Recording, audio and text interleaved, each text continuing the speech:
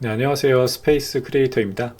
오늘은 늘봄학교의 확대와 실감형 공간의 수요 증가에 대해서 한번 알아보도록 하겠습니다. 주요한 교육정책 중 하나인 늘봄학교의 개념과 실감미디어 기술을 늘봄학교에 어떻게 적용할 수 있는지 한번 알아볼 건데요. 늘봄학교란 정규 수업 외에 학교 및 지역사회 내에서 여러 교육 지원을 연계해서 학생의 성장 및 발달에 도움을 주는 종합교육 프로그램인데요. 기존 초등학교의 방과후 학교와 돌봄을 통합한 모델로 예전에 방과후 학교라는 개념이 늘봄 학교로 한 단계 성장했다고 보시면 좋을 것 같습니다. 늘봄 학교는 교육부에서 추진하는 정책이지만 저출산 대책으로 바라보는 것이 맞을 것 같은데요. 양육 부담으로 출산율이 낮아지는 상황에서 돌봄과 사교육비 경감이라는 두 마리 토끼를 한 번에 잡으려 한다고 보시면 될 것 같습니다. 기존의 방과후 학교 및 돌봄과 다른 점을 살펴보면 이용 대상, 시간, 비용, 프로그램, 공간 운영 방식 등 전반적인 측면에서 꼼꼼하게 보완된 모습인데요. 비전과 목표를 보면 특정 교실에만 파일럿으로 도입하는 것이 아니라 모든 초등학생에게 도입될 수 있도록 준비하는 사업이라 교육부의 핵심 사업이라고 할 수 있습니다. 추진 과제를 좀 보면은 이렇게 쭉 볼 수가 있고요. 수요제를 보면 학부모뿐만 아니라 교사 모두가 바라고 있어서 진행될 수밖에 없을 것 같습니다. 구체적으로 어떻게 진행되는지 한번 학교의 사업 예시를 볼게요. 올해 실제 공고 나온 것을 보면은 전국 각지 학교에서 늘봄 프로그램 위탁이라는 형태로 공고가 나온 모습을 볼 수 있는데요. 압구정 초등학교 사례를 한번 보도록 하겠습니다. 이렇게 나와 있고요.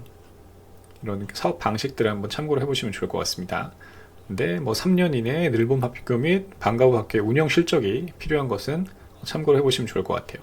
사업 예산은 학교마다 좀 다른 것 같은데 이렇게 4억 7천 정도 예산을 받은 학교도 있고 2억대, 3억대 각각 다양한 것 같아요.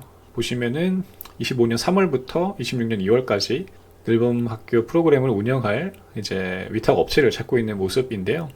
세부 프로그램들은 학교마다 좀 다른 것 같아요. 그래서 이런 강사에 대한 지원 인력에 대한 현황과 투입 운영 방식, 업무 지원 인력에 대한 여러 가지 내용들 등등을 이렇게 발주 기간이 필요로 하다 보니까 이제 이 내용들은 밑에 제가 좀 더 자세하게 정리를 해보도록 하겠습니다. 맞춤형 프로그램을 보면은 이렇게 쭉 나와 있고요. 그리고 선택형 프로그램도 원어민 영어부터 해가지고 웹툰 교실 이렇게 쭉 나와 있는 모습을 살펴볼 수 있습니다. 이 내용들은 학교마다 다르니까 각 공고를 구체적으로 살펴보시면 좋을 것 같아요. 그리고 정량이랑 정성 평가 항목을 보면은 이행 실적이 있는지부터 해서 경영 상태, 근로 환경 조성이랑 계획의 적정성 등을 판단을 한다 하고요. 그리고 프로그램의 영역, 그리고 강사의 영역, 학생의 영역, 관리의 영역 등으로 해서 평가를 진행한다고 합니다. 평가 점수들이 이렇게 나와 있어요. 실적부터 해서 상태, 경영의 상태, 그리고 조성의 적정성, 프로그램, 강사, 학생, 관리 이렇게 배점이 닿다 있으니까 살펴보시면 좋을 것 같습니다.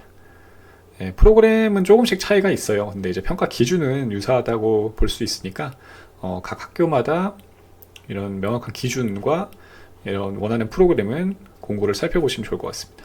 그리고 이렇게 어떤 프로그램이 대략적인 어떤 원가가 나갔는지 이런 인력 구성들이나 운영비나 이렇게 산출액들 나와 있으니까 한번 참고를 해보시면 좋을 것 같고요.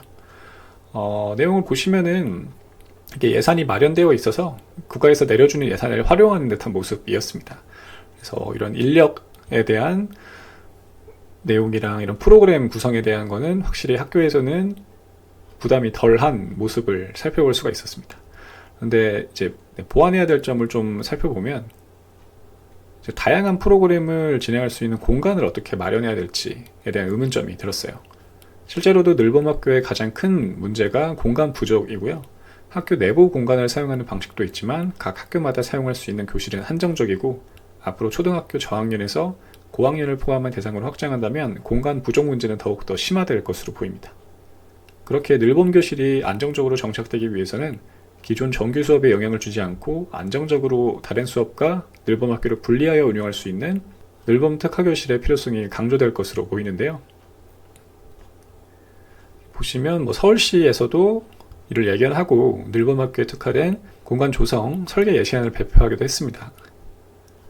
그리고 뭐 이렇게 예산도 이렇게 확보를 해서 내려주기도 했고요. 근데 이렇게 학교 내부에 공간을 새롭게 만들 수 없는 곳은 어떻게 될까요? 네, 보시면은 뭐 충남의 아산 같은 경우에는 아파트 내 지역 커뮤니티 라운지를 활용해서 늘봄 교실로 활용하는 모습을 볼 수가 있었습니다. 앞으로 늘봄 교실이 확대되면 확대될수록 학교 공간 외부를 교실처럼 사용하는 사례는 더욱더 늘어날 전망인데요. 아파트 커뮤니티 센터뿐만 아니라 가까운 도서관, 공공기관, 대학, 평생학습센터, 전시관 미술관 등등 여러 공간으로 확장될 것 같습니다. 늘봄 교실의 경우 위에서 살펴봤듯이 한두 가지 프로그램만을 진행하는 것이 아니라 다양한 프로그램을 운영하기에 단순히 비어있는 공간이 아닌 다목적으로 활용할 수 있는 공간이 필요하게 됩니다. 실감미디어 기술은 제한된 공간에서 보다 다채로운 경험을 가능할 수 있게 해주는 이런 기술인데요. 이러한 이유로 늘봄 교실의 확대되는 공간 부족 문제를 해결할 수 있는 대안으로 실감미디어 기술을 접목한 공간 사업은 점점 더 수요가 늘어날 것이라고 생각이 됩니다. 네, 여기까지 하겠고요. 네, 도움이 되셨다면 구독, 좋아요, 알림 설정 부탁드리겠습니다. 감사합니다.